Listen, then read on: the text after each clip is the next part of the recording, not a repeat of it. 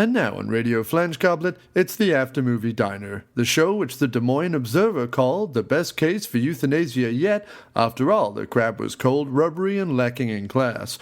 The Boston Gazette said, there are many things I dislike more than the After Movie Diner, but luckily they don't bother me unless I poke them with a stick, which is exactly the opposite of the After Movie Diner.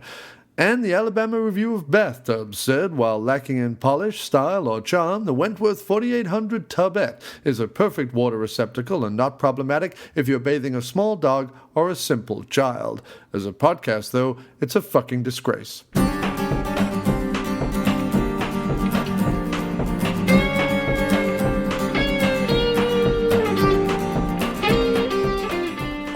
Well, hello again, diners, and welcome to another episode of the After Movie Diner. And this week it is a very special episode as we are focusing on the latest indie film to come out, The Big Ask, which is available on video on demand in the States currently on Amazon and Hulu and Time Warner Cable and various different places.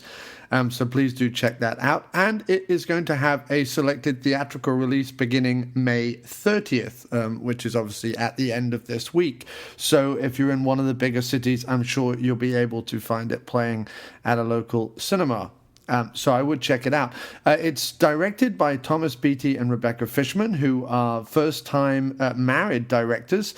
It's written by Thomas and featuring Gillian Jacobs, Zachary Knighton, David Krumholtz, Melanie Linsky, Anna O'Reilly, Jason Ritter, Ned Beatty, Dale Dickey, and French Stewart. Later on in the show, we're going to be talking to David Krumholtz and Jason Ritter, both about the film, their characters, as well as some other stuff. I speak to David about one of his new ventures, which is weatherfrom.com, and I also talk to him about Serenity and Freaks and Geeks and Harold and Kumar and things like that. So any fan of David's, please do keep listening. A fantastic interview with both him and Jason Ritter coming up later in the show. Thank you all so much for being so great about everything. Hey! We are here for you. We love you, man. There is a reason I asked you all to come. To a vacation. To not dying of cancer. There's no one else dying of cancer. Here. What I really want is to have sex with everyone here. Oh, man. It's not a joke.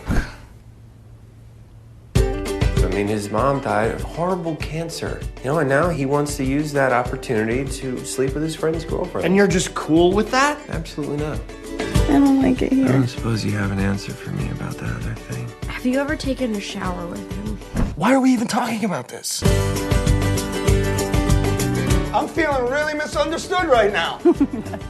You do realize that if you do this, I will never, ever forgive you. Dude, those are too big! There are no rules in a rock fight. Oh! He's not dying. He doesn't have cancer. This is the worst idea ever.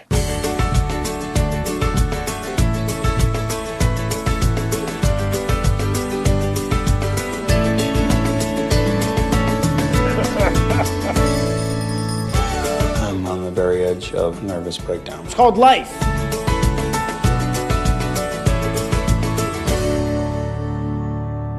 Okay, so you just heard the trailer. The official synopsis of the film reads that three couples head to the desert to help their friend, played by David Krumholtz, heal after the death of his mother. But when they learn that his idea of healing is asking to sleep with his best friend's girlfriends at the same time, his ludicrous request creates fallout amidst the entire group. It describes itself as a hilariously dark comedy about the things we do for friends in need. Basically, the film takes place over a weekend. They stay in these desert cabins. It's sort of very near to Joshua Tree in California. And there are three guys, three girls. We don't entirely know their relationships or what they do for work, but we know that they've all been helping David Krumholtz's character out after the death of his mother from cancer, as you heard in the trailer. And then on the first night that they're there, much to the embarrassment and humor to everyone who's there, David makes the big statement that he would like to sleep with all the women present, including his own girlfriend. And what this really does is this starts a roller coaster of events which cause each couple to kind of examine their relationships as much as it does cause each couple to examine David's request. So he sort of puts the cat amongst the pigeons in that respect, or certainly the question does. Coupled with this, David's character Alan has a rather charming relationship with the guy who owns and runs the cabins. Clearly, it's not the first time they've been out there. He's played by French Stewart, and he is a character in the movie where you sort of see that other people maybe understand Alan, David's character, better than his close friends do, or seemingly do, in that sort of way that strangers sometimes do and sometimes get it, and sometimes, they don't want to deal with it. They don't want to go in depth with it. They don't want to have to whatever. But there is a nice little charming relationship there, which is very cool.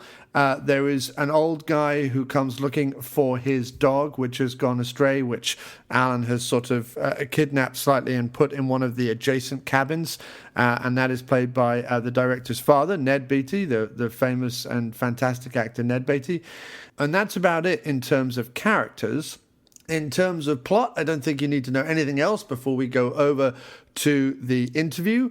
So let's go ahead and roll the interview with actor, writer, producer, director, and comedian David Krumholtz.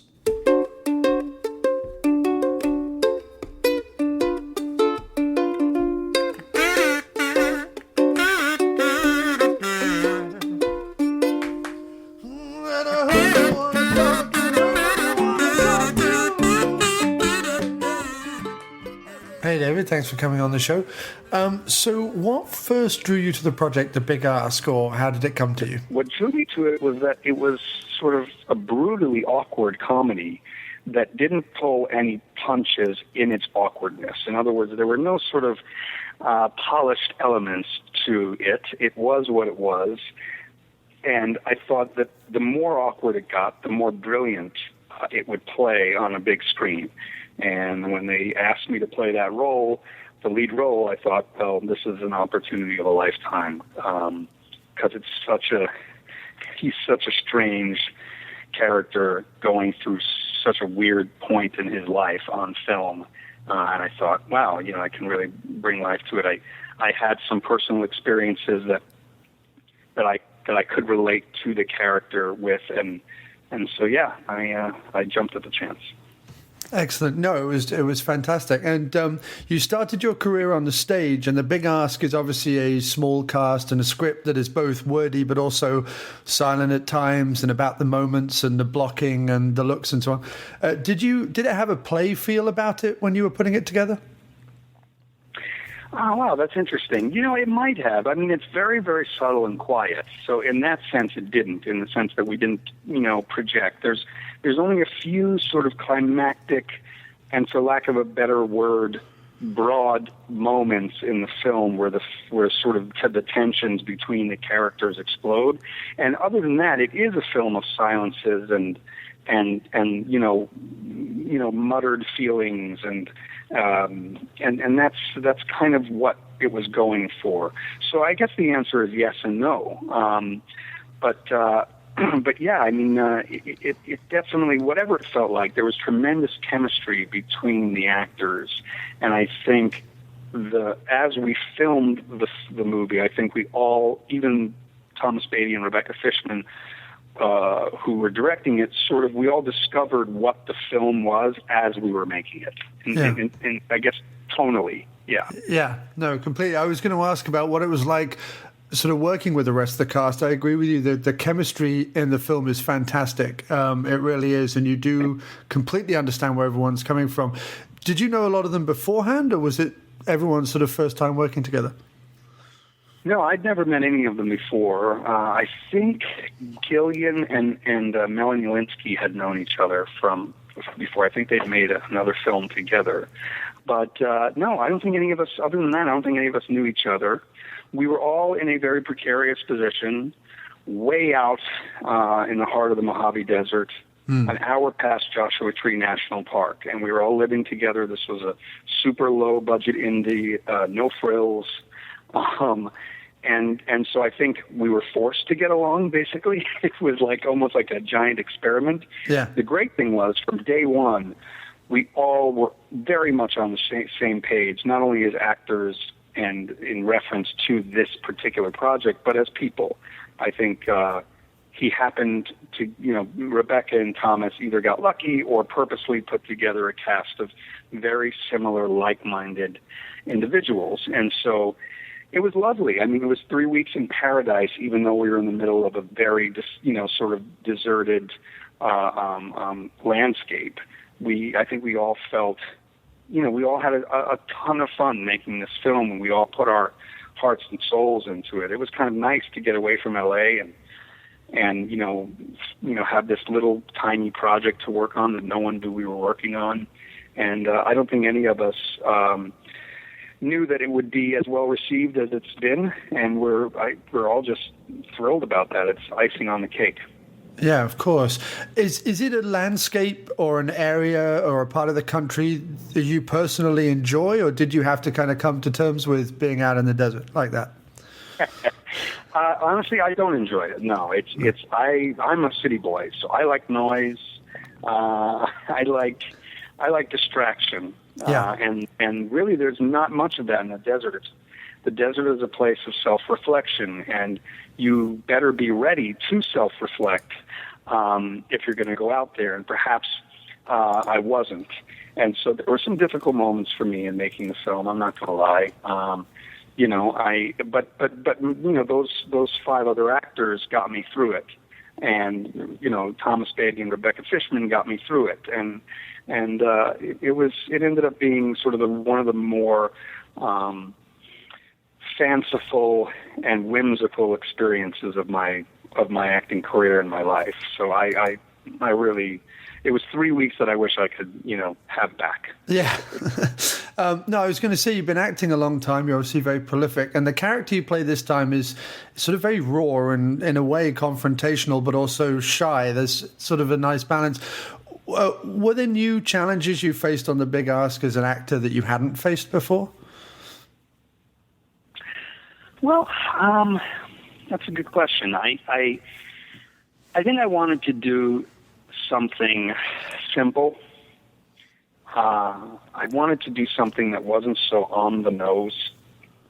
I figured, the script was so well written that I figured if I just trusted the text and just not try too hard at any moment, that would create a profundity and an impact in my performance. And I think it did. That was scary in the sense that, I think an artist's instinct is to show, is to perform, is to push themselves out there. And in this one, I almost had to hold back a lot. And simpler and smaller was always better. And I think there were times where Thomas and Rebecca really responded to that, and other times where they were worried that wouldn't work either. But, we worked on it together, and those are the choices we made. So I think if anything was difficult about it from an acting perspective, it was knowing when to hold back. Right. Okay. And in fact, that leads on nicely, because I was going to say you've been in a fair few comedies, obviously, and are often have the comedic or interesting character within a film. How important is comedy to you, and how, with a film like The Big Ask, which on the surface appears to have quite a comedic premise, did you find the balance and give Andrew, your character, a sort of serious and sympathy? Yeah, I think, I think at its heart, this is a drama, believe it or not. I mean, I think it's being sold as a comedy, and certainly there are comedic elements, and it's a great crowd film. It's a great sort of laugh under your breath, giggle at these people's misfortunes film. That being said, I do think that it plays as a drama. I agree. I do agree. Yeah, and because it really is about the sort of reaffirmation of all of the characters' values. And, for me, comedy and drama, there's never been too much of a divide. I mean, honestly, I think there's great laughs to be derived from human frailty. And call it schadenfreude or whatever you want. That, to me, is a great place to start from for comedy. And what's opposite is true too. People's effort to be funny in a weird way is or in a very obvious, sometimes very opaque way, is a way to sort of mask pain. And so for me as an actor, I've never really wanted to be declaratively one thing or the other, a dramatic actor or a comedic actor. Right. So in this particular case, I got the chance to just go with how I felt at any given moment, with the understanding that there were moments that needed to be funny, and why they were funny. But I'm a student of comedy just like anybody else. I'm no expert, and it was just fun to experiment. Yeah, I thought you brought great sympathy to the character, a character that could quite easily have not been sympathetic because of what he's asking and how he's behaving. So I think the sympathy that you have with the character and the seriousness you were able to bring to, like I say, what could have been quite comedic but is more dramatic was really good. Enjoyed that a lot. So you got a chance on this film to work with the legend Ned Beatty. What was working with him like? I imagine just on those couple of scenes. Well, Ned is Thomas Beatty's father, so it was a great honor to work with him and get the chance to do it. It was lovely to see a son work with his father. Yeah. I think I was so happy for Thomas that day or those couple of days because he got to be around his dad and do something creative with his dad. And I'll tell you, Ned showed up with so many ideas and was so professional and so immersed in who his character was. It was really, he put on a clinic. I think all of us just kind of watched in amazement. It's just cool. It's always cool to be around an actor of that ilk, with as much experience as he has behind him. Just to see the ease in which he does what he does, the believability. He doesn't have to work at anything. It's just there. It's on the surface, and what he is he's a fine-tuned instrument, and it was really cool to watch. It was great to have that experience with him. Yeah. And the big ask is from a first-time directing team. Obviously, as someone who's worked on multiple film sets, what are the benefits of that? What are the challenges of that? And did you learn anything new from sort of seeing filmmaking through fresh eyes? Well, I've done a bunch of films, actually, with first-time filmmakers. It's actually one of my more favorite things to do in life, even though sometimes it can be extremely, excruciatingly painful. In this case, it wasn't. I really loved making a film where there's nobody that's jaded or above the content or sort of, thinking about their next project while they're making this one. I love the earnestness and the enthusiasm that first-time writers and directors bring to projects. I like the desperation. I love being part of that. I love making, a director's or a writer's dream come true. And because that's what a first film is. It's like a first child. It's a dream come true. Yeah. And it's a big deal. And so I really enjoy working on films like that. And in this case, in specific, Thomas Beatty and I became fast friends. And I'm just so happy for him that the movie is being well received, because he did write a wonderful script, and him and his wife Rebecca poured their heart and soul into this, and it deserves to be seen and to be given the accolades that it's received. Yeah, most definitely. And I like the way how at the end of it doesn't nail anything on the head, but at the same time, I think especially if you've been through, like you were saying earlier, you had personal things you could draw from. If you've been through similar sort of situations or similar pain, I think you completely understand it at the end. And I enjoyed that about it greatly. So we also wanted to... Oh, no, not at all. It was great. We also wanted to talk to you today about your new performance as Gigi on the new comedy website, weatherfrom.com. I've seen the clip, and it's certainly a new role for you. Tell our listeners what it's about and about your involvement in it. Mm-hmm. Weatherfrom.com is a comedic weather website. We all have to go on the internet now, and if we want to know the most up-to-the-moment weather forecast for our small towns or for a town we're traveling to or from. And And so my friends thought, well, why not do something, because those websites are so boring. Right. You're just getting information. Why not, have a laugh when you're on those websites? So they thought, hey, why don't we film a bunch of vignettes and have a bunch of characters read you the weather?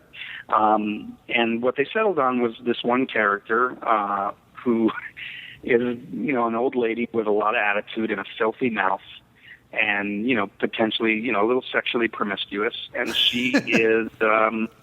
She's going to tell you the weather and tell you what the weather reminds her of, and maybe tell you some other random stuff that you really don't want to know.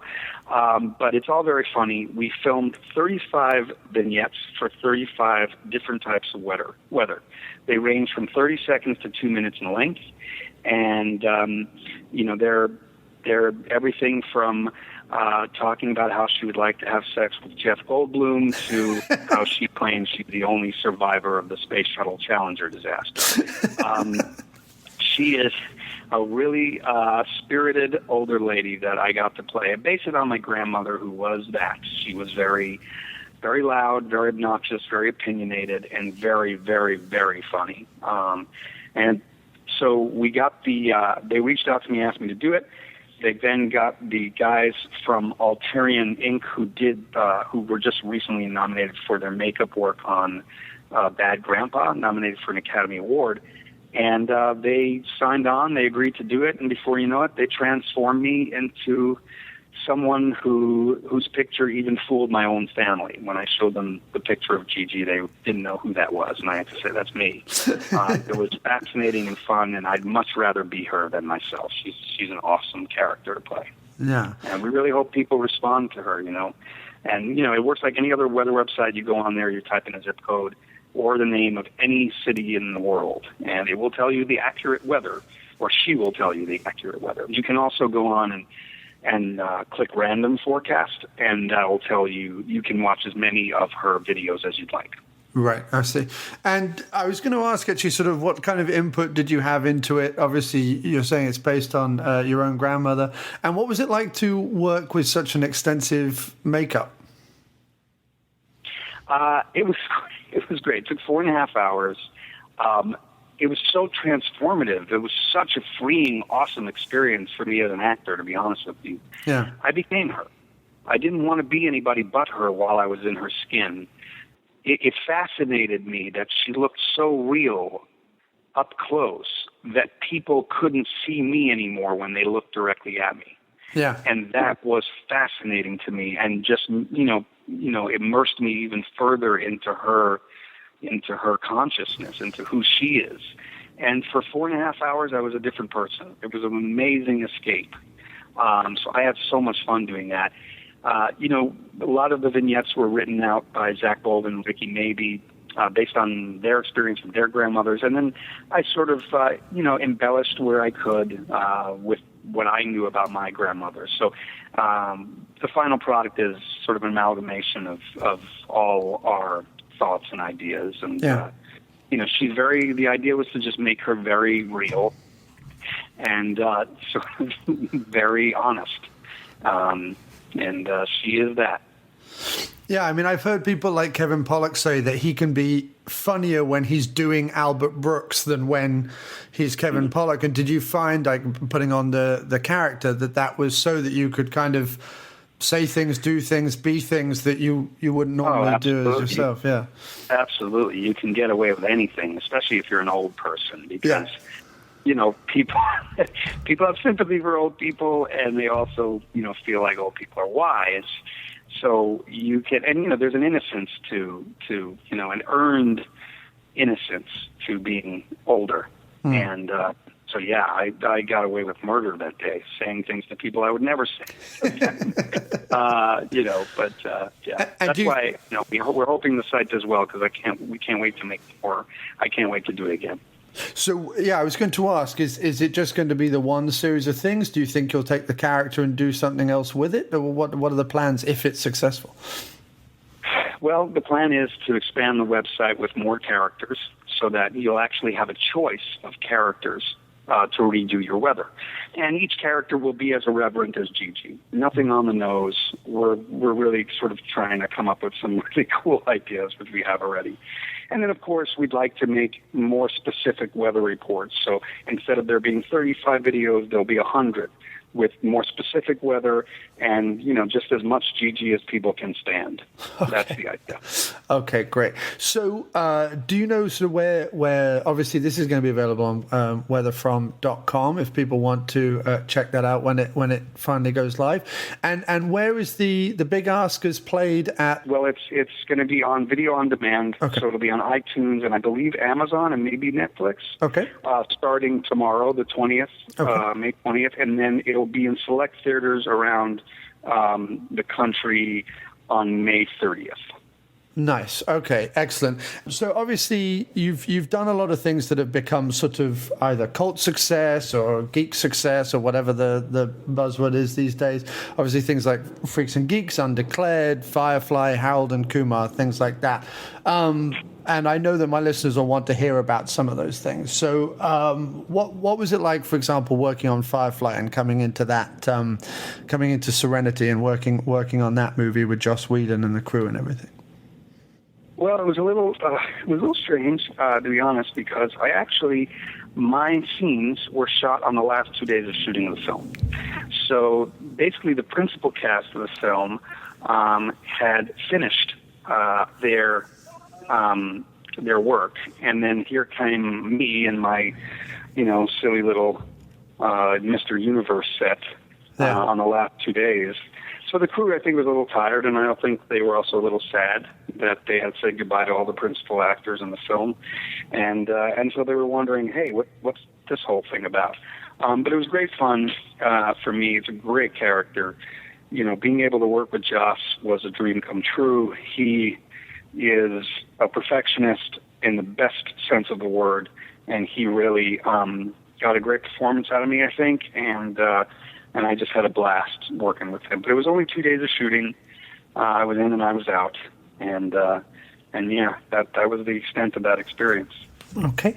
And with the Harold and Kumar films, it feels like everyone kind of knows each other and they're all friends, and it's sort of little comedy cameos and things like that. Is that the case, or was it just another job that you got that happened to reoccur? Well, at first it was. Yeah, I guess you could say it was that, but it became very familial quickly. The writers, Hayden Schlossberg and John Hurwitz, became fast friends of mine. I had actually known Eddie K. Thomas, who plays Rosenberg, for a very long time, and we were very close friends. So it was easy for us to just sort of slip into those characters, not to mention that he and I have a lot in common with those characters, or at least at the time we did. So it was kind of easy, and that was just, those films are just a blast to make. Yeah. They're so ridiculous, Yeah. And with do you still get people coming up and talking about like Freaks and Geeks and Undeclared, your spots on those shows, and what were they like to work on very quickly? Yeah, people come up to me all the time, and because Freaks and Geeks is such a big cult show. But yeah, I mean, again, it was a quick job. I had a lot of fun. That show's so good, and I knew we were making something really special, and anytime you get to work with someone like Judd Apatow, it's a special experience. And they both, unfortunately, were canceled before they were really, they really came to prominence, which they should have been given a chance. And what's great is that they've become such huge cult hits, and it's cool to be any part of something like that. Yeah, I mean, with those two and Firefly, it's kind of the trifecta of shows that people wish hadn't been cancelled before the time. But okay, so just before we finish up, then, what have you got coming up in the future? What can people expect apart from weatherfrom.com? Well, right now there's a movie coming out at the end of the year called The Judge with Robert Downey Jr. and Robert Duvall, and I have a little small part in that. But what I'm most excited about is I'm doing a animated film for Sony with Seth Rogen and Evan Goldberg called Sausage Party, and it's basically a filthy version of Toy Story about food items in a supermarket. Yeah. And talking food. talking food, and I'm very, very, very excited about that. I can't wait for people to see it. It's hilarious. Yes, because you're in This Is the End as well, aren't you? So, I mean, I imagine that friendship from Freaks and Geeks has continued then, and you'll work with them again in the future. Yeah, they're a couple of my best friends in the whole world. So. Oh, that's fantastic. Well, look, thanks ever so much, David. I wish The Big Ask all the success it can get, as I do weatherfrom.com. Can't wait to see all the vignettes on that as well. And thanks so much for giving us the time. It's my pleasure. My pleasure. Thanks for having me.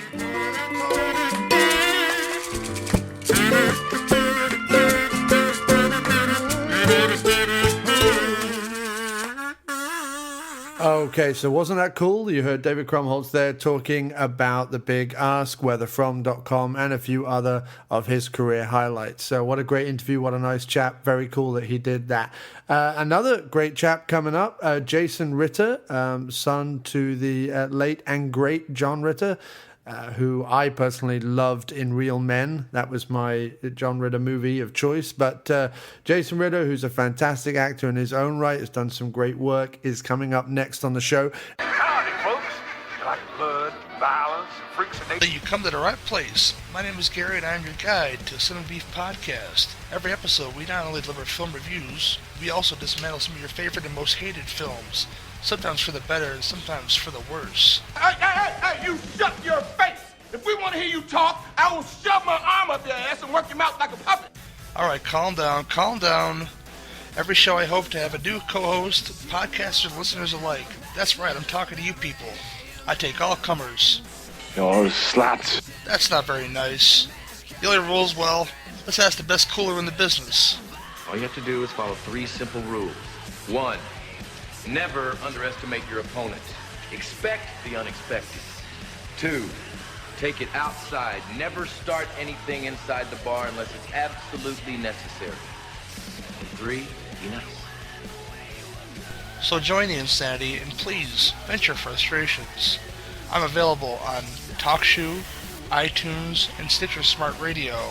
And remember, here at the Cinema Beef Podcast, if you got beef, I've got the grinder. Hey, Iris, you know what we should do? We should try to get Fred Olin Ray on the show. Why would he want to come on our show? Hi, this is Fred Olin Ray, and you're listening to the Badasses, Boobs, and Body Count podcast. Okay, what about Olaf Ittenbach, Germany's Splatter King? That'd be great, but I doubt he speaks any English. I'm Olaf Ittenbach, and you're listening to the Badasses, Boobs, and Body Count podcast.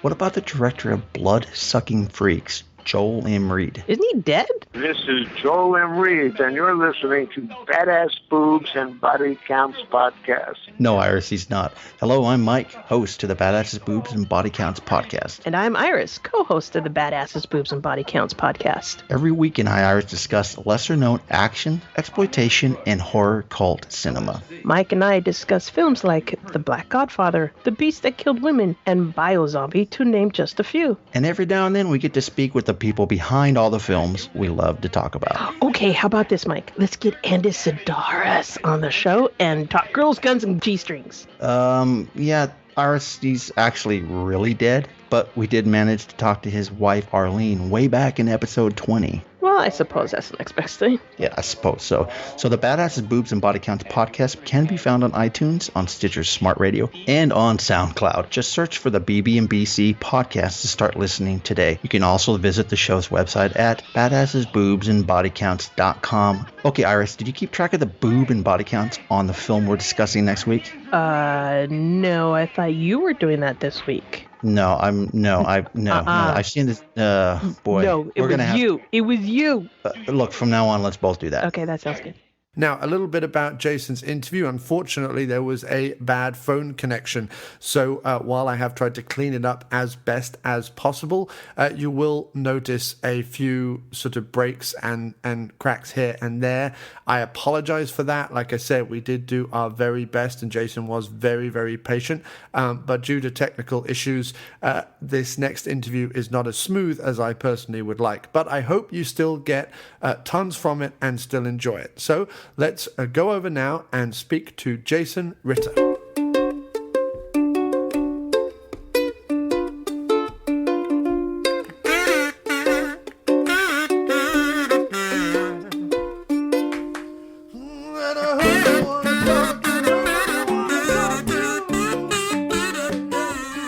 Hi, Jason. How are you today, sir?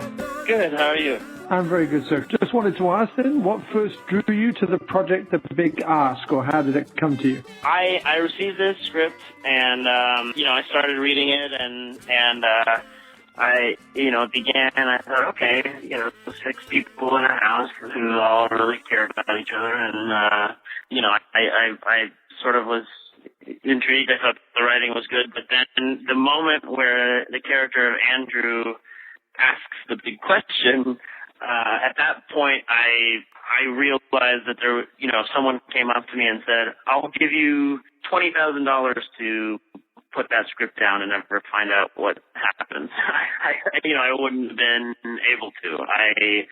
I was so intrigued. I really wanted to find out how it ended, how it all shook down in this group of friends, and it was the kind of thing where I saw some of the actors who were attached to it, and it was really exciting to me. Of people that I'd wanted to work with for a long time, and it just seemed like I read it and I wanted to jump into this world. I think that there were parts of it that were confusing to me and scary to me, and it was like, to me it felt like I was just so intrigued by it. I wanted to jump in the middle and sort of figure out how this could happen and how this would affect a group of friends, and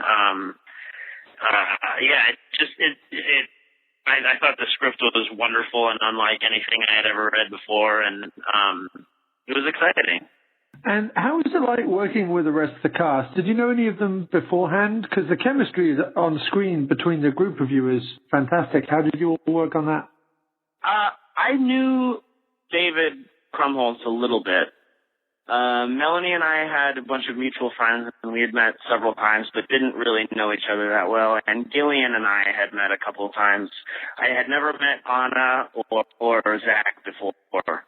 But one of the cool things is that about the way that they sort of put this together is Thomas and Rebecca put Zach and David and I in a house together for the entirety of the shoot, and Melanie and Anna and Gillian in the house together.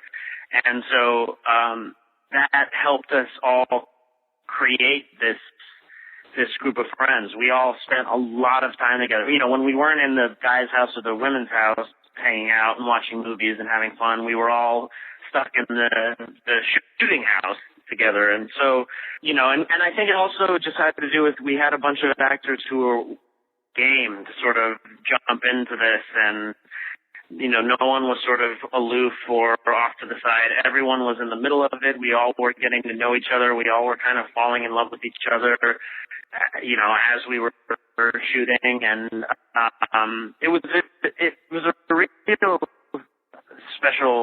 a really special time for all of us. And I think that one of the things that we all understood about the script and the movie was that if these characters don't love each other and really care about each other, it doesn't work. It just becomes about a sleazy guy who wants to break rules and have a foursome, and not about a guy who really believes that he needs to be healed, and this is the only way to do that, and 5 people who really love and care about this guy.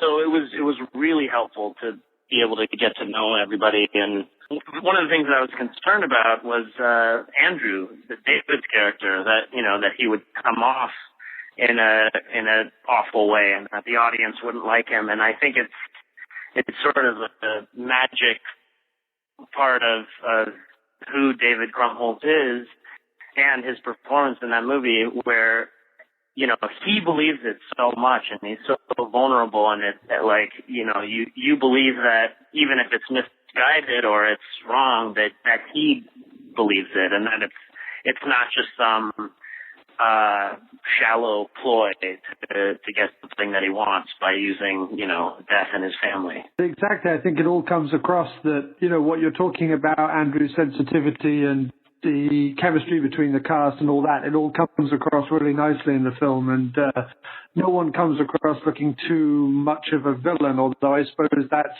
mostly your character in a strange way, right? Yeah, I mean, I think at the end of it, yeah, my character is the one who sort of does this awful thing, and it's been really interesting to sort of take it around to festivals and things like that and have different people's reactions to it. You know, some really come away feeling like I was a villain. Others understand, you know, that you know, he was put in an awful situation that hit him in all of the deepest insecurities, and also the thing of, you know, when someone removes the some of the rules and the boundaries that sort of we've all agreed as a society governs our relationships, when those boundaries are gone, all of a sudden everything becomes up for grabs and questionable, and if Andrew is allowed to heal his pain outside of his relationship, then who's to say that his girlfriend can't do that as well, or that Owen can't do that as well? And you know, I mean, the thing is, I feel like it's these people who love each other who are put in this situation, and then it's all Andrew's character doesn't realize necessarily how much of a tailspin his question puts this group of friends in. But yeah, I mean, I think it's, you know, for the most part, it's everyone just trying to figure it out and try to help him and help themselves. But yeah, it's an interesting thing when someone decides, I know it's selfish, I know it's weird, that this is a question that I'm asking and no one's going to be forced to, but I'm not going to back down from asking for what I want. All of a sudden, it gives everybody maybe a bit of a feeling to be selfish. Yeah, no, I was going to ask, so what was it like shooting out in the desert like that? Is the landscape or area of the country that you enjoy? Yeah, I do enjoy it. I did enjoy it. You know, I think that, especially in a movie like this, it really was almost a seventh character in the movie. It's so barren, and it makes the situation even more of a pressure cooker. There's nothing else to focus on. You know, I don't think this would be the same movie if it was placed on the floor in a casino or something like that, where there's distractions all over the place. But you know, here they all are. They're isolated. It's hot. You know, it makes everybody a little bit more. It forces everybody to deal with it a little bit more, and it was an incredible experience. I mean, when we were all staying in our little houses and going there, it almost started to feel like we were on the moon, and then these were the only other, you know, people on Earth. And I think that helps for the movie. It's a movie where this problem is an isolated and insulated issue. There's no kind of escaping it or running away from it. Their friend is in trouble. Their friend is asking for something impossible, and they're forced to deal with it. Yeah, no, completely. I agree. The big ask is from a first-time directing team. What are the benefits of that, challenges of that, and did you learn anything new from having fresh eyes on the material? Well, first of all, they sort of doled out their role, which helped a lot. Rebecca, for the most part, was more behind the camera and behind the monitor. She's a photographer, and so she worked really closely with the cinematographer and getting the look of the film and setting up shots and things like that. And Thomas, he wrote the script and is also an actor. He talked to us more, and there was a little bit of crossover. And, you know, I mean, generally the challenges with having two directors is what can happen if there's a disagreement. Or, you know, instead of serving one person's vision as a director, it can be complicated when two people disagree with each other or something like that. But for the most part, Thomas and Rebecca were completely on the same page with the movie they wanted to make. And it actually even helped sometimes, you know, when we were trying to muddle through some of these scenes, that a lot of them are really complicated, and some of the scenes, if they can be played wrong, and if, for instance, David was always amazing, but just as an example, if when David asked that question initially, if he had been in some kind of different space or more confident or more brash, it would have set the whole movie off in a different tone. So this was a very delicate movie, and so it was nice to have sometimes be able to have a discussion where there were two opinions, and not only were there two opinions, but because Thomas and Rebecca are so close and married in real life, they could really work with each other and with us to find the best option and help us through it. Okay, cool. And which character do you most relate with in real life, or which character do you feel is most like you out of the team? Oh yeah, I would definitely say Owen. Just in terms of I hope that I am not in my real life that insecure. But yeah, when I read the script, that was really, David loved the character of Andrew, Zach loved the character of Dave, and Owen was the one that made sense to me. Owen, the one is everybody serious? Is this actually going to happen? And then, when his girlfriend is considering it, it's like all of his worst nightmares coming true. He's created this little world for himself that works, but there's a line at the beginning where you realize that Owen feels like, he says, for those of us to a vacation, or for those of us that work at home, the indication being that both Dave and Andrew both either have their own money or work at home, and Owen's the only one who has to go out and work and make money. And I think that, all of the little things that make him feel inferior in that group of friends anyway are just put under a magnifying glass with that. And it's like, if, of course Dave's girlfriend isn't thinking about it, but, and of course Owen's is, of course this would happen to Owen, and that his girlfriend would hear something like this and say, maybe, I don't know, we'll see.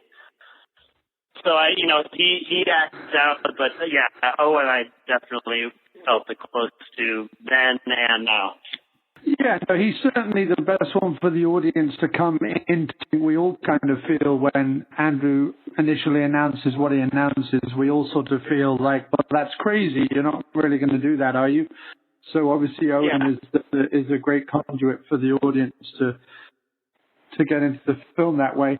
Well, look, thanks ever so much for giving your time, Jason. Sorry if the connection was a bit awkward. What do you have coming up? Just let us know. Well, there's a movie called The IMI that's also coming out on demand, I think, this week, and they have limited theatrical release. So I'm excited for that. And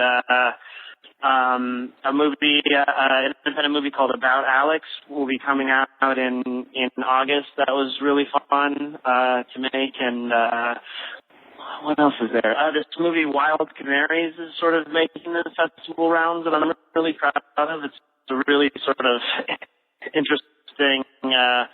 It sort of starts off as a mumblecore movie, hipsters in New York, and then it turns into this sort of suspense thriller, which is a real nice turn and something kind of new and unexpected. And then the other last thing is that I do this sort of spooky mystery cartoon for the Disney Channel. That's so much fun, and I have such a great time with. And the second season for that is coming out, and I can't wait for that to happen. But I think that's it now. Wow, that's a lot on your plate, sir. Well, look, excellent work, and thanks so much for coming on the After Movie Diner today. And if any of those projects you want to talk about at a later date, we'd love to speak to you again. Thanks again for putting up with the connection, and thank you for being on the show. Absolutely. Thank you so much.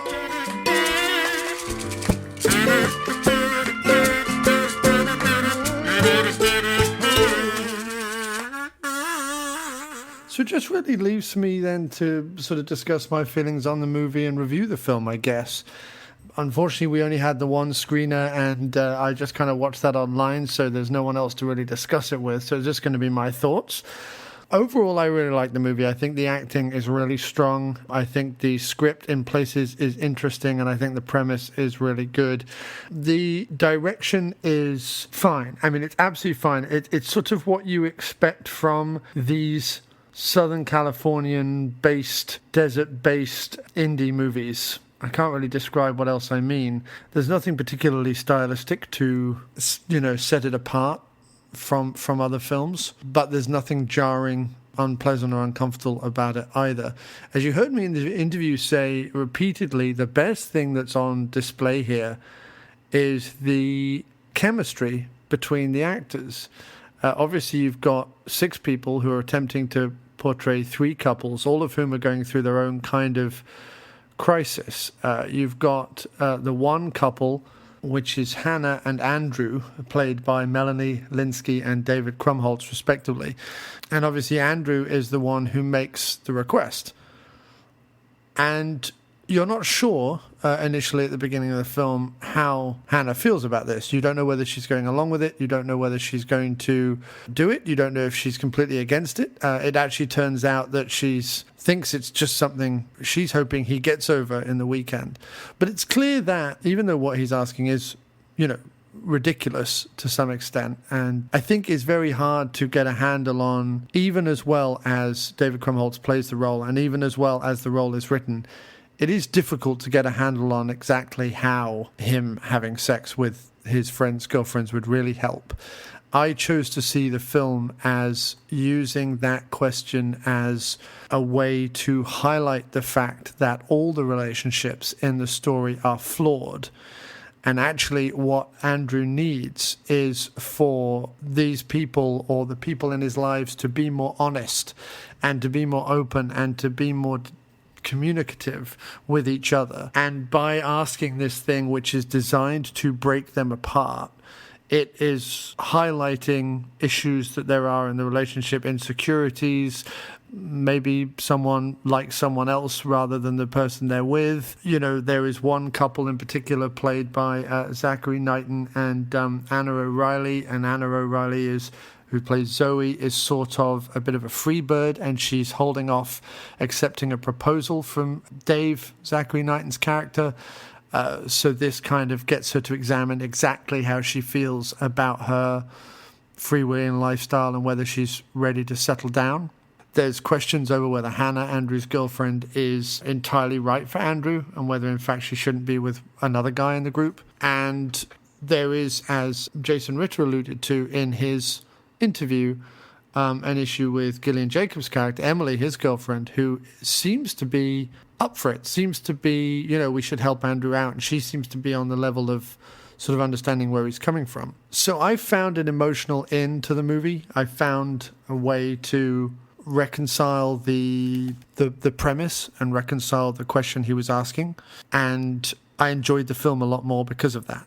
I also completely and utterly responded to and understood his pain, his self-loathing, his need to feel loved, his need to feel taken care of, his need to feel passion again and life again. I did understand that, and I completely recognize that. I just wasn't sure whether this would have been the answer. I was also unsure about the very end of the movie because, as I said, halfway through I kind of found my in with the emotional core of the film by saying, well, okay, actually what this question is doing is casting the cat amongst the pigeons and kind of highlighting the issues with their relationship, and it's sort of forcing a lot of the unanswered questions and unanswered emotions and unanswered situations in the 6 of them. It's forcing them out into the open and getting them all to deal with them. And I think the ending, it might have been more smug and might have been more clever, but it also might have been slightly more satisfying if that was sort of his whole point to begin with, or if that was actually what he was looking for. So he maybe started out thinking he needed the sex, but actually what he was really looking for was just a little bit more honesty in the group and to feel like he wasn't the only crazy person in the group.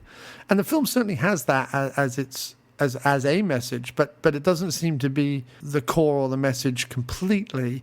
And I have to say, a lot of the other stuff I found a little difficult to empathize with or fully reconcile. But that's not to say that the performances aren't great, and it's not to say that the situation isn't well played out and it doesn't examine a lot of the different angles that something like this might stir up in a group of friends, because it certainly does.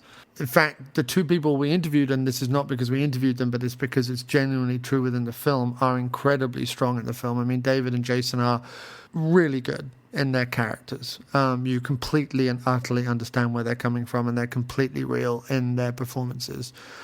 As is Melanie Lynskey, who has the sort of very difficult job of being the girlfriend who maybe hasn't been okay standing by him this whole time, and maybe definitely is not okay with this question that he's posing, and is sort of lost and confused and upset and maybe not in the right relationship herself, or at least that's how it comes across. But she's also got to kind of not look like a villain, and not look like someone who's not standing by her guy. But at the same time, she's got to come across as you know, as a woman, and as someone who's got to kind of find where she belongs in all this situation. And she has a really tough role in the movie, and possibly the most complex role next to Jason's role, actually.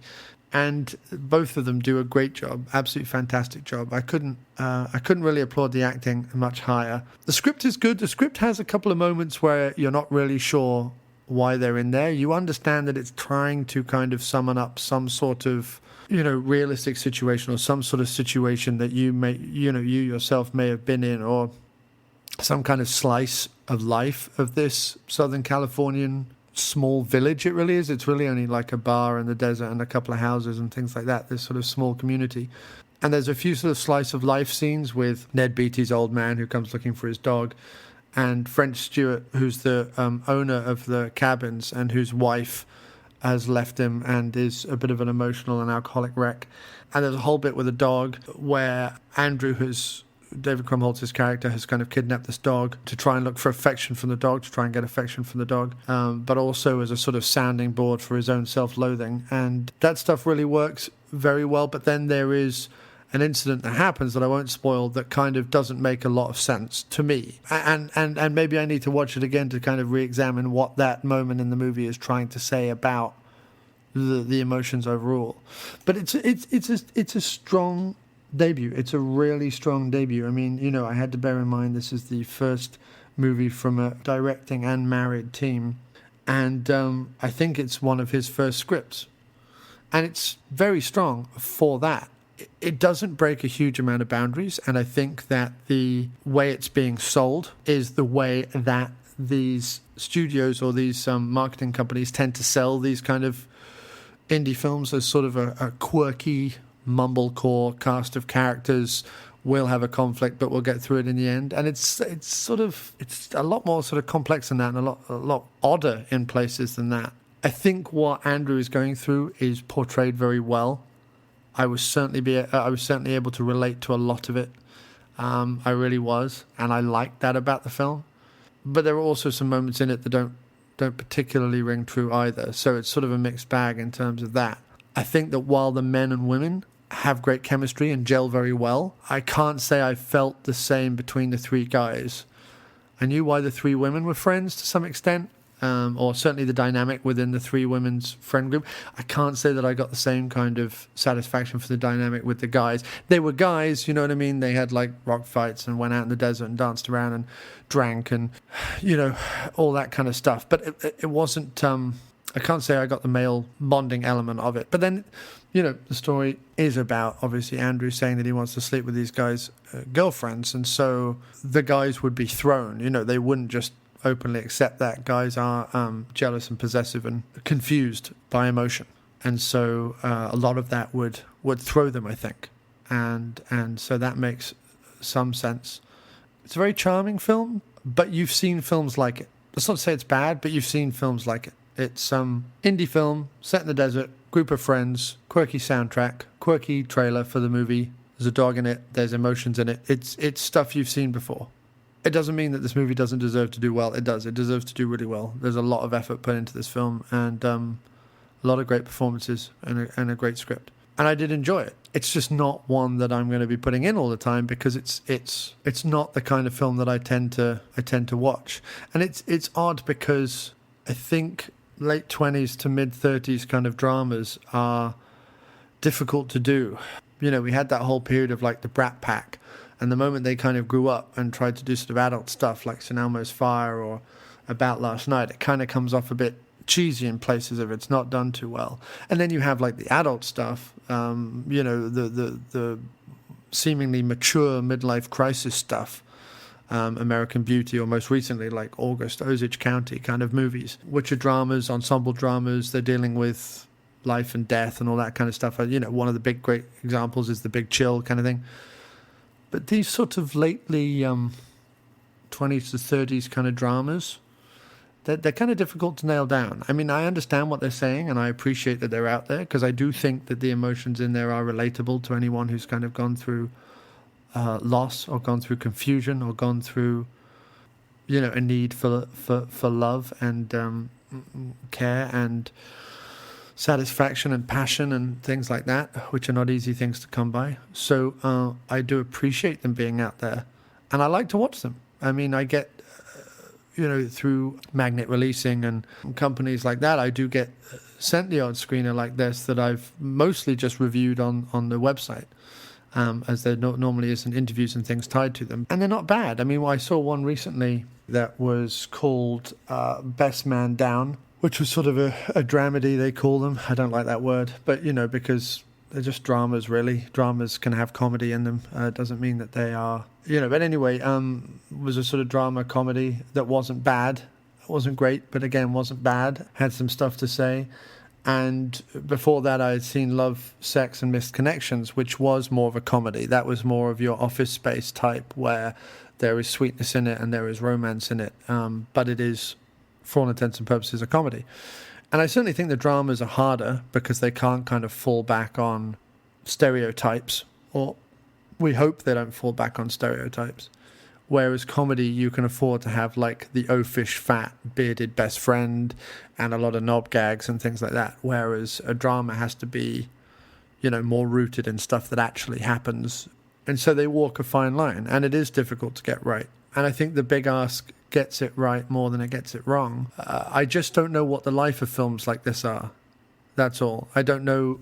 They're not movies. I don't think that they're movies that people collect, or that have a long shelf life. They're not genre films. They're not mob films or a prison drama or something that might have a bit more entertainment appeal. They tend to be kind of raw and in your face and realistic, and you want to engage with them on a certain level, but you don't want to repeatedly engage with them, I don't think, because your life moves on. And while where I watch The Big Ask, my life currently is in a place where, although very different to the characters, I can completely relate to the emotional needs that he has to some extent. And so it worked very well. But I don't know that 10 years from now I'm necessarily going to want to sit down and watch this film.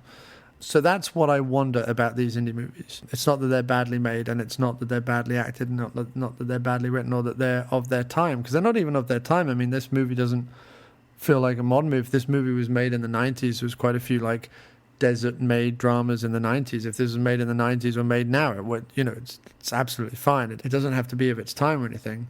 So maybe each generation, when they're in that frame of mind, or in their mid to late 20s when it's confusing, or in their 30s where it gets confusing, or whatever they are, maybe they pick up a movie like this. But I think that's where the marketing of a film like this is to its detriment, because it's a drama. It's meant to be engaged with emotionally. It's not a laugh a minute. When David Krumholtz does his job as well as he does, you engage with it. You empathize with him. You go on that journey with him. And so, yeah, I just wonder sort of what these... I understand the need to write these films when you feel this way about the world, or about life, or about an incident that happens to you. And I think that they're perfectly legitimate. I just wonder sort of then what their life is. That's all. That's the only thing when I see a film like this. I wonder that. But no, very well done. Very well acted. Very well directed. And I would definitely, you know, if this crowd or if this director or if this director writing team do something again, I would definitely put it in and give it a chance. I think the studios need to stop being afraid of marketing a drama.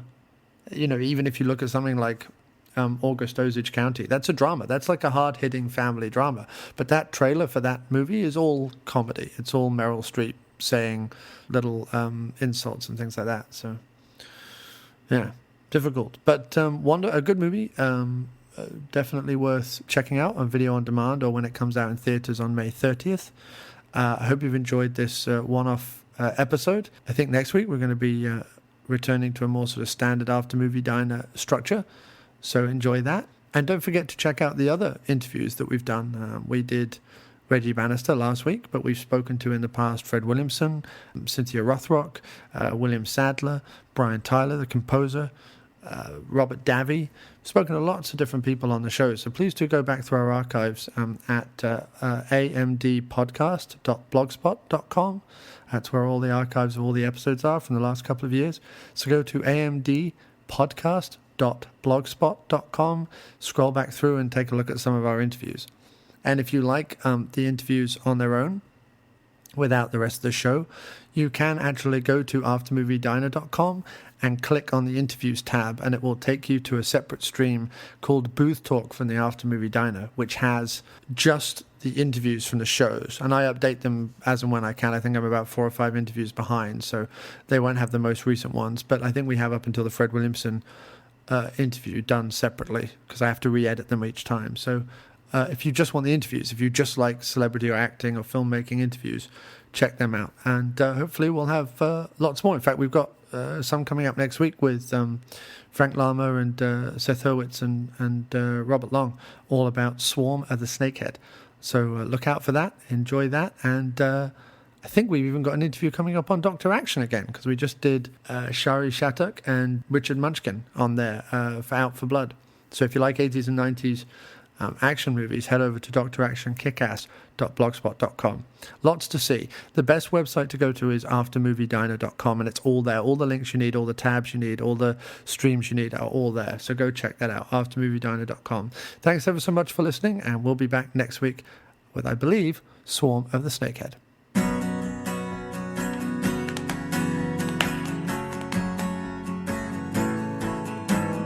We can still see prison behind us is gathering its force. With a howl of sirens, the cars unleashed, eyes flash with the certainty of course.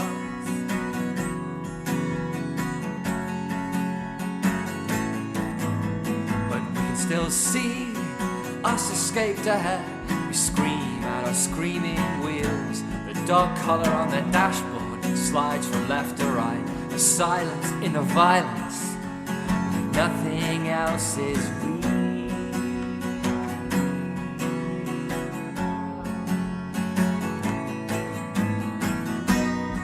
The last act of a dying octopus sun is to fill the sky with ink, and I can just watch and be still and not think.